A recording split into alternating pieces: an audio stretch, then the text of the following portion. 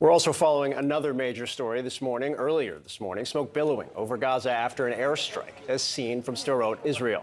Israel says they conducted a targeted raid with tanks inside northern Gaza before withdrawing. You can see in this video published by the IDF armored vehicles, including a bulldozer, which Israel says is part of the preparations for the next stage of combat. In these new satellite images show significant destruction across Gaza. On the left, an image from October 10th. On the right, just 11 days later. You can see how much is flattened there. This all comes as Israeli Prime Minister Benjamin Netanyahu spoke yesterday about his plans for a ground incursion. Here's what he said. We are raining down hellfire on Hamas. We have already eliminated thousands of terrorists. And this is only the beginning. At the same time, we are preparing for a ground incursion. I will not detail when, how, or how many, or the overall consideration that we are taking into account, most of which are unknown to the public. And this is how it needs to be, in order to safeguard the lives of our soldiers.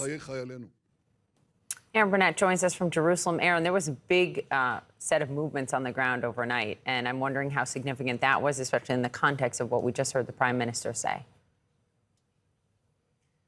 Very significant, Poppy, and in fact, in this war, the most significant assault on Gaza thus far. In fact, it may be the most significant ground assault by Israel on Gaza in the past decade. So it does show very much a move to the next stage. The forces went in. They did come out after conducting their operations. They said they killed numerous terrorists. They did not give an exact number.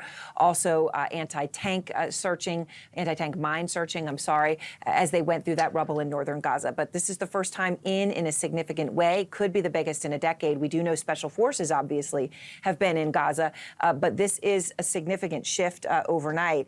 And the reality of it is, of course, when you look at those images before and after, it has been reduced to rubble. We've compared it to what even you see in a place like Bakhmut. But the reality of it is the pre and post. You can see already what Israel has accomplished in its war as it sees it through these strikes, thousands of strikes just over these past 3 weeks that we have been covering this war. And they did release that video. Of course, we should emphasize, when you get a view of the front line here, that video is coming from the IDF. They have not provided the access for journalists to actually see that and witness that ourselves, Phil and Poppy.